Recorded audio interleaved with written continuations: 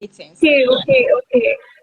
Okay, good morning in Ghana and good afternoon in Pakistan. And I welcome everyone to the second episode of the Youth Sustainability Dialogues, which is an attempt to bring together all the youth to share their journey of achieving the 2030 agenda of the Sustainable Development Goals. And my name is Meghna, and I am the founder of a Delhi based startup, Swan, which is Skilled Workforce Advancing Nation, and we are primarily working on empowering youth coming from all the sections of the society through our specially designed training and learning program. And I am also the state president of the Wiki Delhi Startup Council, which is a national chamber supporting women entrepreneurs through greater engagement with government bodies, institutions, creating a network of strong women supporting each other. And in today's session, it's my pleasure to invite Mr. Ali Rahman Khan, who is the youth policy advocate and also CEO of Design Crunch. And we welcome Ali to the second episode of the Youth Sustainability Dialogue. And we also have with us Ophelia Danso Amoa, who is the Women Commissioner, Ayawaso West Municipal. And we welcome Ophelia to the second episode of the Youth Sustainability Dialogue. And it's my pleasure to be able to interact with you and also to get to know more about the work that you are doing, and also to initiate and foster greater collaboration, so that we can work together, engage together, and build stronger partnerships going forth. So, with this, I would like to know a brief about your journey, okay, the work that you have been doing, your struggles, your challenges, how you overcome them, and the problems that you are trying to solve in your respective countries. So, maybe we can Okay. start with Ophelia. Yeah. Oh, okay. Greetings, everyone. My name is Ophelia Danso Amoa. I'm a graduate from the University of Ghana, and I have a degree, my first degree in Bachelor's of Arts, Psychology and Archaeology. I just completed my university level last year, 2020. And so I am serving my nation. It's a 1 year thing we do. Like whenever you complete your college or the university, you have to serve the nation before you apply for jobs. So that's what I'm doing. So I'm serving my nation at Youth Employment Agency. It's within Ayawaso West Municipal Assembly. And I am the Women's Commissioner for the National Service Personnel Association for Ayawaso West. And my inspiration, if I say my inspiration, what inspired me more to achieve this position as the Women's Commissioner will be my dad. My dad has always been my inspiration. He has always been keeping me on track, So, and with him, I've learned about, let's say, four lessons, and which always I use to shape my life as I'm moving. He says, always when you are facing something or whenever you are trying to solve a problem, always think about the future. You have to think ahead. what how will the problem you are solving now help the future? So always think about it, and always work hard to achieve what you want. And then always, even if you are not confident or anyway, try to speak clearly for people to hear you. And and the last will be that he says I should always ask questions. Okay, so this is what I'm trying to do. Ask the question, how will it benefit the people I'm trying to bring the maybe the initiative to? And then how is it going to shape them? And which people are you trying to have with this initiative you bring in. So that has always been the complete package of my inspiration. For my obstacles, I would say that I sometimes have a low self-esteem, and which is like I lack the confidence that I can achieve like most of my goals. I feel so inferior. Sometimes I feel so inferior of myself. So that would be my obstacles, and my challenges at the moment will be funding, lack of funding to help me in my initiative, help to successfully implement my initiatives, and then networking opportunities, and mentorship opportunities. Like I need coaching, I need mentorships, like people to mentor me and shape me the right path and what to do and what not to do. For my interest, I would say that my interest is more on volunteering, and then participating in community services. My achievements so far will be my leadership position as the Women's Commissioner. It's an achievement for me. Looking at, sometimes I have body shame, so I'm very small, if you can say. So for me to be able to achieve that position is such a great opportunity for me.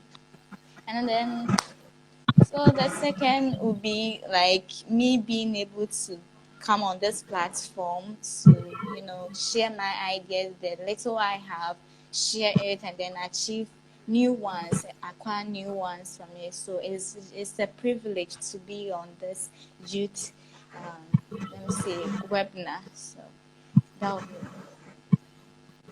Okay, that's really interesting. Thank you, Ophelia, for sharing a brief about your journey. We'll move over to Ali. Ali, so it would be great if you could, share a brief about yourself, the work that you are doing, your challenges, the struggles, and your inspiration of, the work that you are trying to do. So, ma'am, before going further, I would like to thank you. So, thank you for giving us a platform and inviting us for such an insightful and interesting session. And as Ophelia shared her interesting journey, so my journey has also been quite like a roller coaster journey. It is full of ups and downs, and it's like a roller coaster journey. So I would like to give my short introduction, what I actually do, what my background is, and what area in which I'm working about. So this is Ali and Ophelia. I'm a software engineer by qualification. I'm a social and tech entrepreneur by profession, and graphic plus UI UX by passion.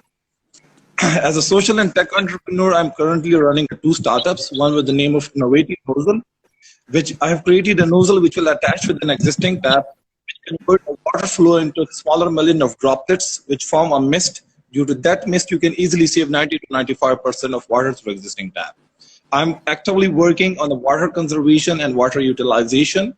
And with parallelly with that, I have my other startup with the name of Designs Crunch, which is a print on demand portal which is trying to disrupt the design industry with new innovative ways and trends and trying to make printing job faster, easier, and effective.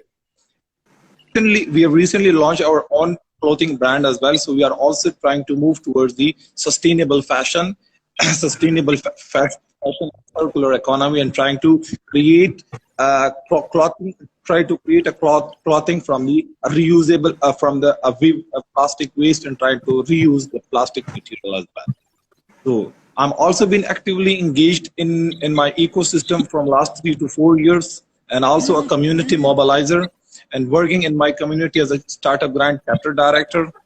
I'm a member of a World Youth Parliament for Water and working with them as an international member. I'm a member of SBSN Youth, an international community for change makers and community builders.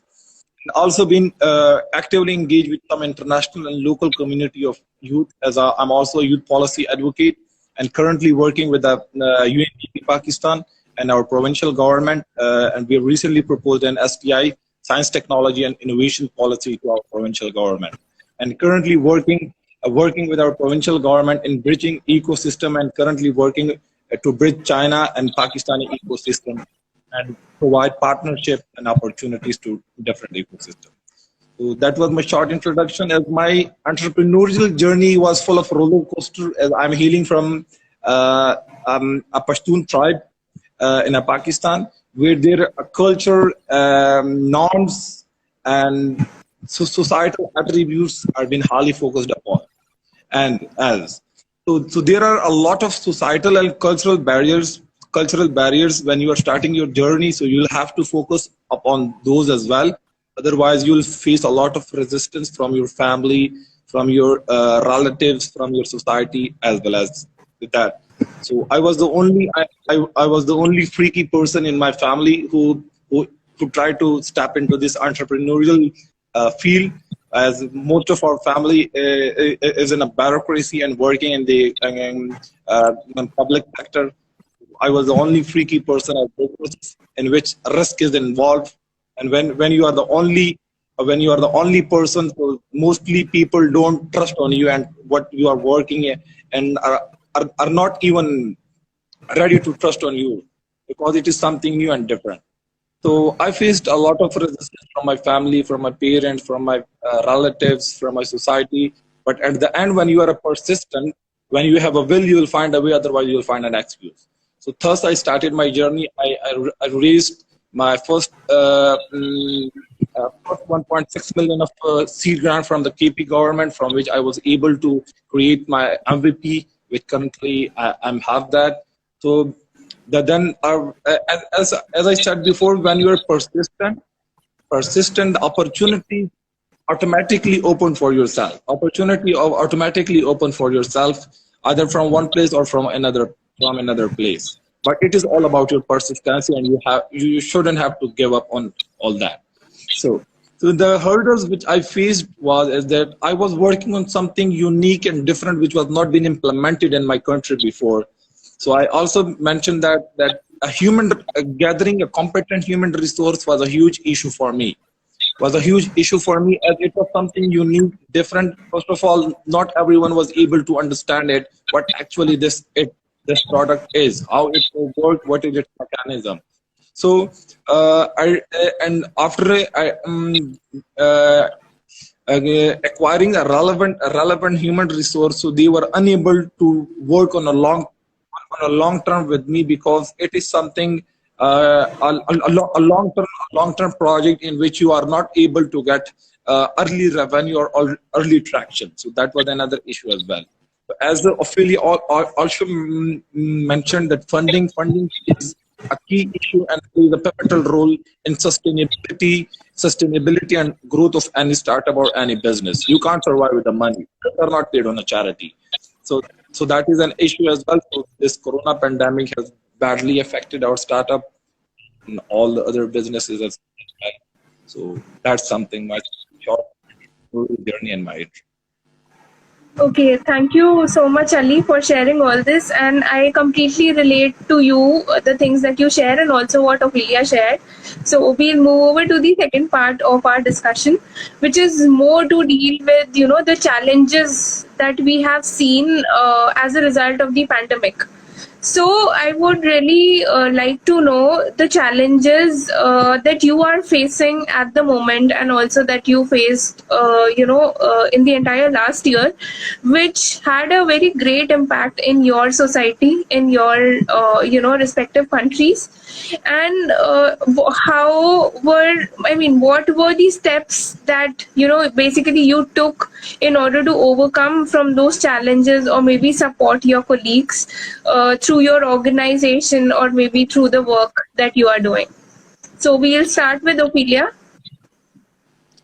Okay, well, here in Ghana, you know, Ghana being part of the West African country, we are mostly associated with poverty when it comes to like our economic growth. And I'll say that the pandemic was a big challenge for like it's made things difficult and make things so much um, difficult for us to work through. But then we thank God by our governments and all the policies they put in place, we're able to, one way or the other, achieve something, and we being sustainable at the moment, and things are moving on well for us. But when it came, there was lots of um, domestic violence, and all, because of the lockdown. We had a lockdown, and we were not allowed to move freely. We can't go anywhere. Yes, we are compelled to being in our individual homes. So, like most women who solely depending on their husbands for food and if to care for their children, they went through a lot of abuse. Because this always, when you wake up, you hear the news that this man has killed the wife, this boy has killed the girlfriend, and it was so worrying. Like, it's so worrying. But thank God now we have a policy that whoever does that, we have those that as domestic violence and victim support units. It's part of the it has been this, but then they came in for us, and we were able to minimize these issues. And also, for when it comes to education, most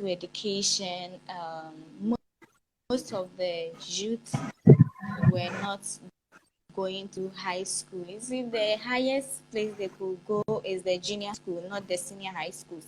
And so our government brought in a policy which says free education. So with a free education or free SHS, the youth, after your basic education, you are allowed to go to the high school for free. You not pay anything. You'll be fed and everything, so that it will help you be like to achieve the education, helping to. That'll be the first one.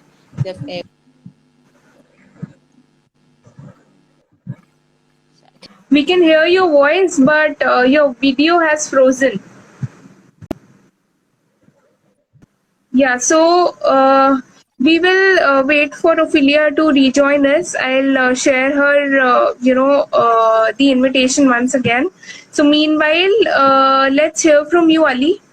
Let's hear from you the problems that you see in your country at the moment, and the challenges that emerged due to the pandemic that happened, and also how did you, through your startup and also through your organization, tried to overcome with those challenges by providing the solutions. Yeah, so let's hear from you. Definitely, as this pandemic has badly affected almost 80% or 90% of businesses. Either it is a services based or either it is a product oriented hardware based. It has been badly affected. But on the same time, this the same pandemic was been an opportunity and a blessing as well for the some businesses as well. As if we see the delivery and transport business has made a 200x growth in this pandemic.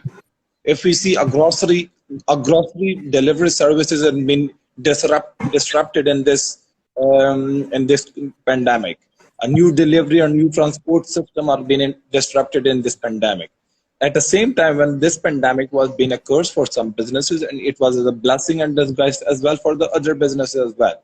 So if I'll relate with my business, it was, instead of blessing, it was a curse for my business, because my business was directly been associated with the hospitality sector, educational institutes, and hospitals, which was badly affected from the corona pandemic. So to tackle and sustain ourselves in this curse and tragic situation, as a CEO, you will have to make some bold decision. And I also took as a CEO some bold decision, as otherwise we wouldn't be able to sustain in a market. So as a bold decision, I take some bold decision. As first of all, I have downgraded my human resources. My human resource and my team, I have downgraded the team, which was not been necessary at this period for me. So I downgrade them and fire them, all those people who are not being useful or currently directly been impacting on my business at this stages, which was helpful for me, which saved my financial resources and etc. And I also downgrade the other operational and other expensive other overhead expenses, which was also helpful to save my financial resources. And the other decision was that we have pivoted our model. We have pivoted our model. So the one initially we were targeting our local market and local household people. So we try to target the B2B market and the relevant stakeholder who are having the capacity, who are having the resources, and who are our early adopters as well. So we started targeting the B2B market and some government stakeholder and got a good response as well. But unfortunately, as I mentioned before, that finance plays a pivotal role. If you don't have a money in your hand, you can't do anything. A business is run on money, financial resources. Until and unless you don't have financial resources, you can't step forward or move further. So that's finance is a hurdle which is coming in our way as well. So currently we are approaching some international and local investor as well, which is in a parallel in a pipeline as well. So currently we are looking to raise an investment so that we can have our inventory and launch our product in the market. So the main That the main issue which we faced in our during this pandemic was a finance a relevant stakeholder like hospitality, which were badly affected as we were approaching. So they were not having that much capacity to buy our product because of those pandemic, which were badly affected. As the buying capacity of the household user is been also decreased. So they were also not been taking interest in such a want-based product through which and the solution which we made to tackle and sustain us in a market was to downgrade our human resource, downgrade our other overhead expenses, and to pivot our model from B2C to B2B and looking for the investment. So yeah, I think that was a common challenge that was faced by almost everyone and across the globe. And to in order to thrive, how innovatively we can think to actually scale, or maybe to change the business model through which we were functioning initially, was the crux which everybody was going through. So that's really interesting. Thank you, Ali, for sharing the same. Ophelia, I saw you in the chat. If you are still there, just try to accept my invite, because I have been trying to share an invitation with you, but it says you are unable to join in. So either maybe you can send me a invite or a request, so that I am able to accept the same and bring you on board. Otherwise, you can accept my request so that you are also a part of the live session. So in continuation to the initial earlier discussion, wherein you mentioned about the challenges, and also wherein you mentioned that you are a part of the UNDP program as well, I am really interested in knowing what are the SDGs that you are working on at the moment, and what are some of the policy level interventions that you feel are required at the moment in order to create a more equitable and a just society. That's a really good and really important question. As if you don't have a policy level changes or intervention, so you are unable to implement anything. So currently, I'm working on 5 to 6 SDGs, which 7 SDGs, which I'm trying to tackle through my these two startups. And the core SDGs which I'm focusing on are the SDG number 6, clean water and sanitation, SDG number 17, partnership and goals, poverty eradication, no poverty, industrial and innovation, sustainable consumption, and etc. So as I recently had a meeting with our Secretary Agriculture and Wildlife. So I shared my solution to them, and he really liked that. So currently, the issue which we are facing at a policy level is that there is no check and balance and regulation in a water sector. In a water sector, that is a huge issue which we are facing now, as most of the people are wasting a huge amount of water, and there is no a billing or a specific amount of charges being implemented on that water usage or that water being wasted. As if we see, there is a special water meter for the hospitality sector. So I had a meeting with that their marketing manager. So they said we are having a water bill, we are having a water meters, but unfortunately the issue is that the amount of water we used or we waste is not equal to the amount of money being we are charged for. As suppose we are using thousand gallon of water per day, 1,000 gallon of water per day or per month. So our bill is maximum 5,000, 10,000, 15,000, or 20,000 rupees, which is a negligible amount for the hospitality sector. So they said we are willing to pay that 20,000 rupees amount for our bill, as compared to any other water saving or any other utilization devices to save water. So that become costly for us. I proposed a solution that if we automated the water metering in our country, that there would be automated meter implied automated commercial meter for the hospitality sector, and automated meter for the local household use as well. So there would be a specific card assigned to every household user. You would add a specific amount of unit, specific amount.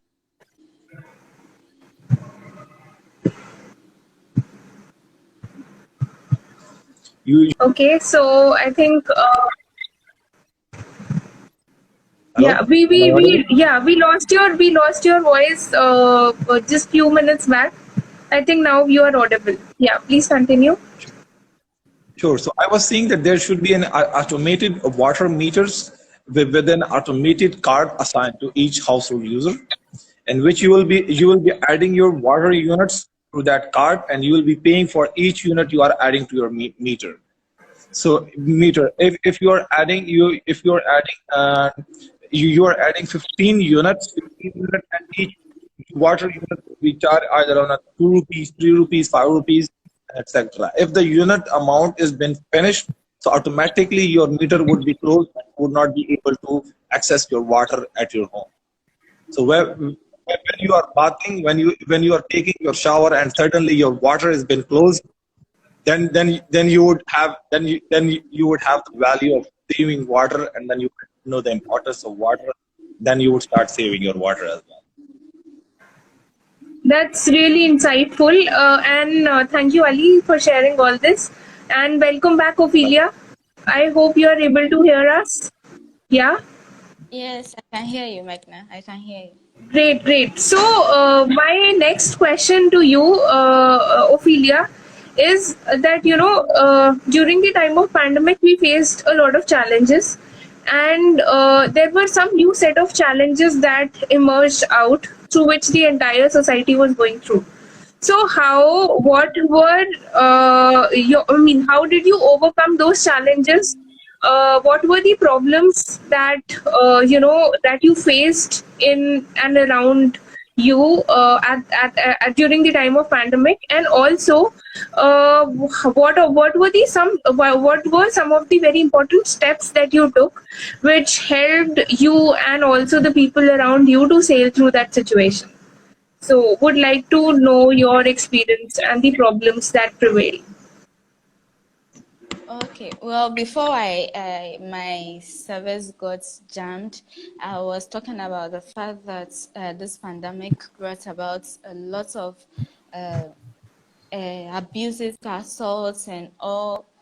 And then the fact that people are finding it difficult to get ends meet, like they have to get things like food to eat, and also with this also the government, because I am not working on any or I don't have an organization solely established by me. So I think I'll talk more about what the government has done so far. And yes, so with that, with for people to for us to solve zero hunger in Ghana, our government brought about free feeding policy, and with that, they believe that if children are not getting the food to eat at home, and then they have to work hard to get, and you see children, they can eat once one meal in a day, and it's so bad. Like, we need them to be nourished, like they have to be healthy. And also we brought the free feeding program policy, which is that for us to the children have to be in school. So when you go to school, you have breakfast, and you have your lunch before you go home to your individual homes, and then you take your supper or dinner. So with that, it has helped solve two issues, if I may say, or like it can at least three. One would be poverty. That's a goal one, which is zero, no poverty, and the second would be zero hunger. And then also it has helped solve gender equality, because women or the young girls are being allowed to go to school, unlike because their parents will be like, there's no money, you can't go to school, and all, you have to work, you have to be at home, help your mother prepare the dishes, do domestic works. But now the young girls are being allowed to go to school, because when you go, you get something to eat, so you go. And then also with the free education policy, they are not paying school fees for that's for the high schools, the senior high school. That's what I'm talking about. You don't pay any fees. You come, if they'll give even your books and all. So if you come, yeah, fees are being paid for you, so you have to go to school, and you going to school will ensure quality education. And Very true. also and yes, and and I then also yeah, so maybe you can continue. I have a I you know I had a very you have interesting similar one. I had a very interesting You question in response to the things that you were just sharing, because in okay? during the time of pandemic, we saw a lot of students getting dropped out from their schools. So was this the Yeah. same situation in your place as well? Because in India, Yes. yeah, and we were constantly looking out for ways in which we can encourage more students to at least be a part of a self learning environment, or maybe to upgrade Yeah. themselves to the various platforms that are actually available, so that we are able to bridge that digital divide which we felt was existing at the moment between the urban areas, and also between the rural areas. So was the situation same at your end as well? And what were some of the measures that you took in order to encourage students so that they don't drop out from their schools? It's basically the interventions we had for this was more on creating awareness. You have to let the girl child know that once you go to school, when you come out, you be well equipped with like the necessary skills you need to be employed in a given organization. And also it helps to prevent teenage pregnancies. It's very rampant here in Ghana, so those things helped, as these interventions has helped a lot to prevent teenage pregnancy and also to prevent domestic abuses. Some children will be, the little thing you do, you'll be punished for it. So once you are in school, you only come home when you are, it's just in the evening you come home, and then when you come, you do your assignments and all, and then you just sleep. So I think it has helped reduce domestic abuse, and it has also helped reduce teenage pregnancies, and it has helped to empower girls to have effective education. And also it has helped to solve, I won't say it has totally helped to solve, but at least it has helped to solve partially zero hunger. And that'll be, and then there has been gender equality in Yeah. this, because women are being allowed to go to school. It wasn't the situation earlier. And then it has also helped us to be well and quick with the use of the internet, the use of webness. For my graduation, for instance, it was online. It was online. So like now I know that I'm well known with the techniques and in order to organize webness and all, and then summits. And also, for instance, the government also gave in some leverages, like the capital, sort of capital for individuals to help support their small scale businesses. So it creates some form of self-employment for them, because I have the capital. The government has given me the capital to work, and then to have my own organization. I can help solve, say, employment, because unemployment is very, very, very bad here in Ghana. So I think with the government giving out the leverages or the capital grants has really helped a bit to solve unemployment, because women, or especially single mothers, they find it difficult to get food, and even incomes are very low for them. So with this, it has helped them to get something for their family and then also for themselves, and then it has helped them reshape themselves as women. They have now seen the importance of being women. I think that's all that has happened here so far. That's really, those were some really good insights that you shared, and I completely resonate with you because even we face similar challenges over here, and I'm sure Ali would also agree to the same because these were some of the very crucial challenges which almost everybody faced across the globe, and we were constantly trying to work on ways in which we can remove the shortage of food that was happening by providing ration drives all across the country, and at the same time ensure that the students don't drop out of their college and also are engaged into some self-paced learning program, keeping in mind that the family structure was going through a lot of changes because wherein we saw a lot of cases of abuses happening and coming up, but we were constantly were able to bring all of them in strict control through various helplines that a lot of organizations started, and also through the government plans that were rolled out.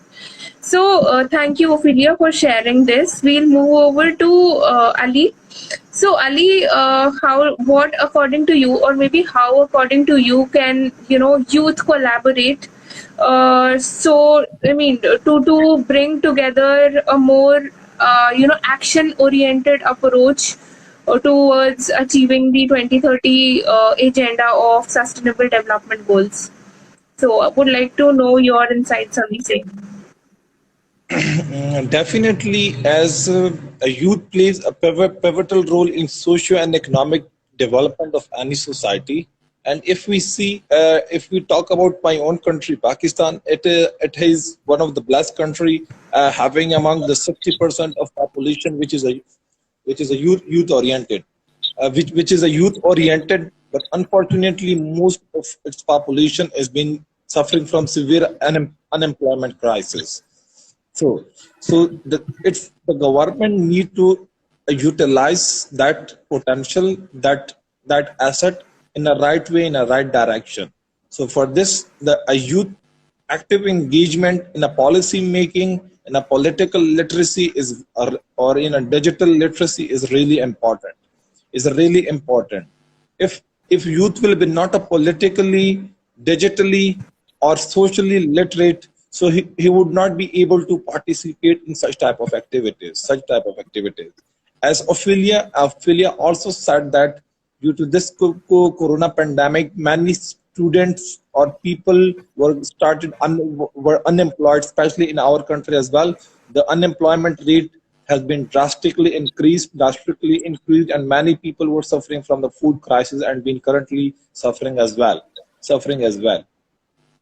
As in our country, there were also a ration drive were being facilitated, and some money packages were proposed to the especially the labor sector, which was badly affected from this. So in this, we can engage youth in SDGs while spreading awareness in a people that what actually SDGs are. As people, most of the people don't even have an idea what actually SDGs are, what are its importance, and why people use need to focus upon. There should be an awareness right about social entrepreneurship. That how can you solve a social problem and then also start a sustainable business while tackling those problems as well. When people will have an idea that you can also, as people, most of people have been struck in a traditional businesses. These are some benchmark jobs, and every person is just running after that. As I myself, when I was trying to step into this entrepreneurial journey, till 1 to 2 years, my parents were asking from me, "What the hell are you doing? What the hell are you doing?" They were unable to understand what I'm doing, what I'm focusing upon, and something. So, and as there is a famous quote, where when you reach on the top, even your mistakes are being ignored. And when you are on the bottom, even when you are talking correctly, even people don't even consider that as well. So when I've raised money and achieved some achievements, so then they told me what you are doing right. So for this, parental counseling is really important as well, because an entrepreneur or a teenager is nothing without their family support. If he would be able to lot step in forward, but if he don't have a financial or a moral support from their family, he would be unable to sustain in a long run. He would unable to sustain in a long run. But this, a parental counseling is more important. That the engineering, medical, medical, becoming a pilot, going to an army. These are some honorable professions. But there is something an entrepreneurship is also a profession in which you are also serving your community, serving serving your society, or serving your people. You are a source of employability and creating jobs, and you are also solving a social problem as well, which is also creating a huge socio and economic impact in your society. When their children or their parents would be aware regarding it, so they would promote their children as well to step into this field, step into this social or technological entrepreneurship as well. So thus, thus awareness and people who take interest and would start joining in this field and in this area, especially in Pakistan, people people don't used to know about what. actually entrepreneurship is. So slowly and gradually, our ecosystem is developing and emerging. I was reading the report yesterday as Pakistan has become an investment market. Uh, the world has been crossed Egypt and would cross UAE and Saudi Arabia as well in the next. Yeah, thank you so much, and completely relate to the points that you shared. Moving over to Ophelia. Ophelia, when we talk about some policy level interventions, so what, according to you, are some of the policy level interventions that are required specifically for women, to create a more equitable and a more just society. And also here we are talking about children in general, working mothers, youth, females who have no access to resources. So what, according to you, are some of the technological level interventions which can help these people to come on front and also to raise their voices and the challenges that they are facing? Well, I would say that it's more about creating awareness. There should be education on the importance of women, and then women empowerment should be about women empowerment. If you want people to be empowered, it's more about creating a platform. You see, this platform is one of it. I can say is a webinar that we can use to create change. It can be a webinar to create the youth and then women and even the world at large. So it's more about creating increased awareness, and with that, I think that we'll be convinced that youth will be challenged to push the frontiers of life, and then whilst safe ethical boundaries to make an impact.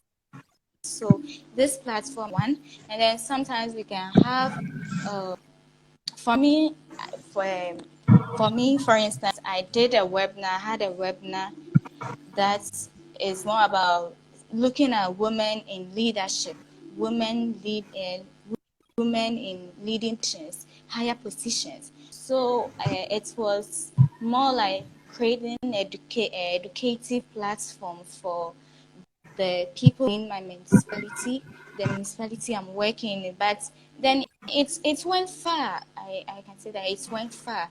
For other district members joined in, and even like I had people calling me saying that it was a good initiative I brought up. Like we have to it's basically to celebrate women who are in leading positions. Look at, for instance, the United States have a female. It's encouraging. It's so encouraging to hear these stories. So we have to be willing to share our stories as women. We have to share our challenge, obstacles we went through before we got to that. We have to be willing to share all those things. It helps to inspire and empower, and then it also brings out the best within the girl child who is feeling inferior, like to do things. So I think it's more about awareness, creating, and then there should be partnership. There should be partnerships. As Ali said, most of the people they are not even aware of Agenda 2030. If you say they'll be looking at you and they'll be like, what's that? We need to create that awareness. We have to have that platform that will help people know that, oh, this is what is guiding us in having a social globe. Like, and then Agenda 2030 has these 5 things, which is people centered. We have to think about the planet. We have to think about our prosperity. We also have to think about our peace. And then there should be partnership. Solving one of the goal leads to solve. So we always have to develop that spirit of partnership to help achieve this SDG goals. And that I believe that gender activists, youth-based organization, youth leaders across the globe, capacity building organizations. Ali is having a great initiative. So if we come together, we collaborate.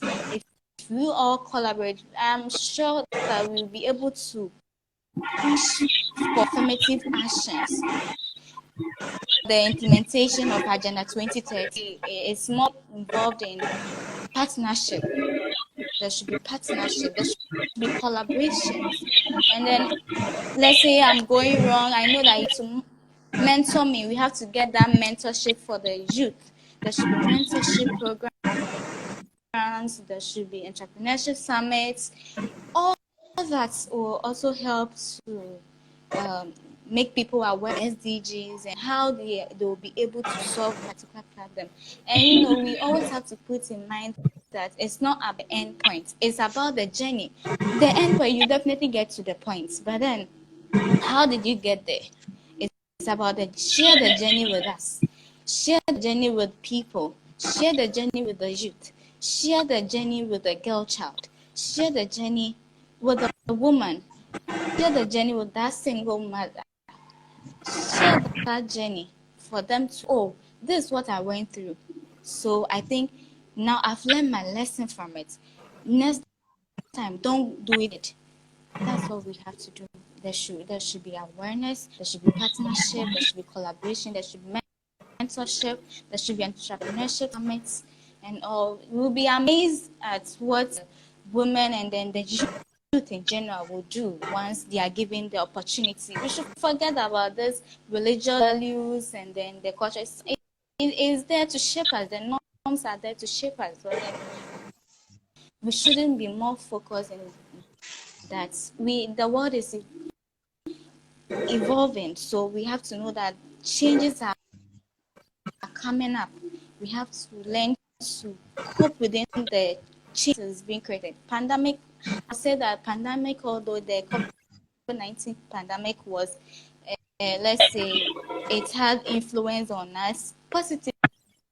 I'll say it had influence on us positively and negatively. The positive aspects have to be that now know that whatever that hits us, we know the solutions. We know that we don't have to be we don't always have to be in the classroom or the working environment to find out, like, to learn new things. We can have webinars and then we can have online sessions and then we will learn new things. We will have new skills and all, new trainings and all. So I think that's all that I have to say. I think very true. And you rightly mentioned that there is a need for us to communicate, collaborate, and also participate. Because when we do that, then it is that we try to seek synergy in between the work that we are doing, and also support each other in our endeavors of the work that we are doing. So I mean, I completely agree with you. And my next question to you is about your words of inspiration to the people who will be watching our video, to the youths, to the women, to the people, to the young entrepreneurs, on what would be your message for them, what would be your words of inspiration for them, or to all those who have been watching us, who are watching us, and who would be watching our video. Yeah. Okay, trying is has to do with gender imbalances, and with gender imbalances, there will be access to education. There should be access to health. There should be access to equal work. That we have to have equal work, equal pay, and we should women or girls who it is how to go through prepared for it. You have to believe in yourself. Are you believing in yourself? And it's about you creating that plan and also increase Okay. the rights of women to fully change what is to change, and that we shouldn't impose anything on them. They should be able to. Lucy, my,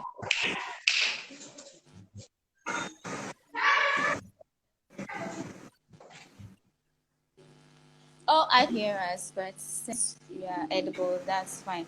So the last thing I'll add more educational campaigns, so that to raise the awareness among Ghanaians about, or Ghanaians and even the world, about women empowerment. Because when women are given the chance, you'll be faced with what they can do within the short possible time. But because of religious beliefs and cultures, women are out of the society, and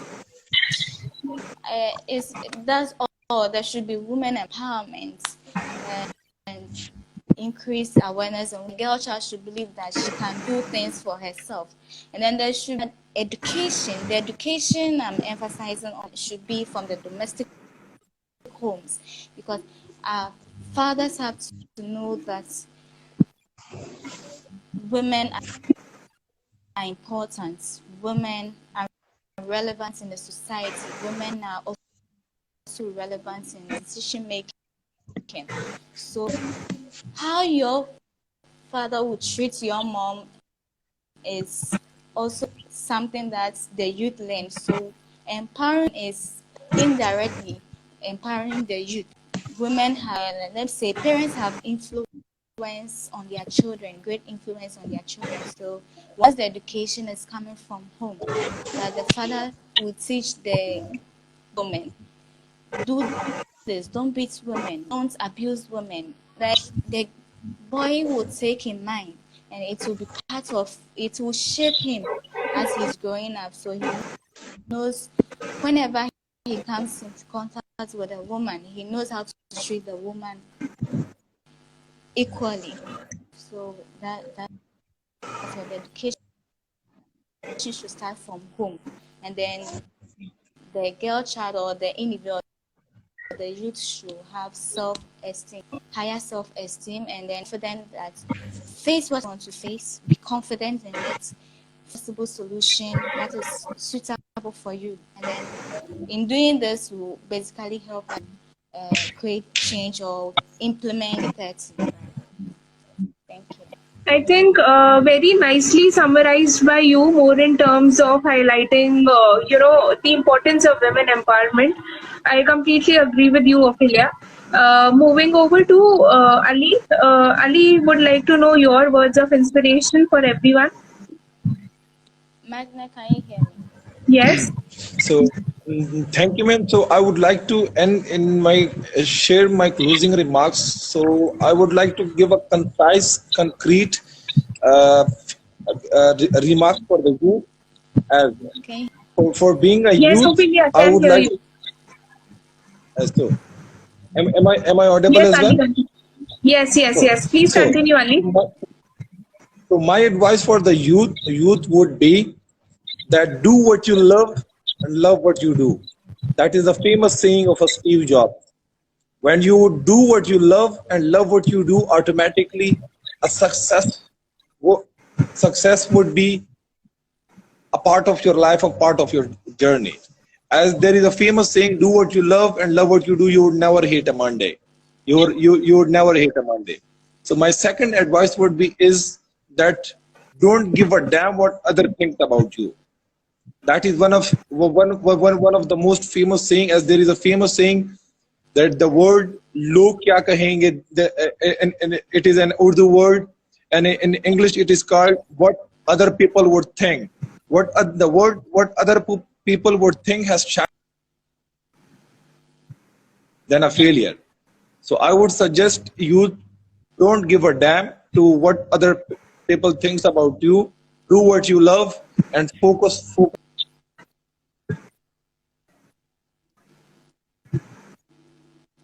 Very interesting. Very interesting. Thank you so much, Ali and Ophelia. for being there in the second episode of the Youth Sustainability Dialogue. It was a pleasure interacting with both of you, and we look forward to inviting you both in many more sessions that we have planned. To engage more young minds, to engage more entrepreneurs, to engage more women leaders, to be a part, to engage in more discussion, and also to partner and collaborate with each other, so that we are collectively able to resolve all the problems that we are facing with in our society and in our environment at the moment. So thank you so much. And with this, we come to an end to the second episode of the Youth Sustainability Dialogue. And thank you everyone for being very patient. And we look forward to have all of you in all the upcoming sessions. So bye-bye for now. And it was a pleasure interacting with all of you. Thank you so much, Ophelia and Ali.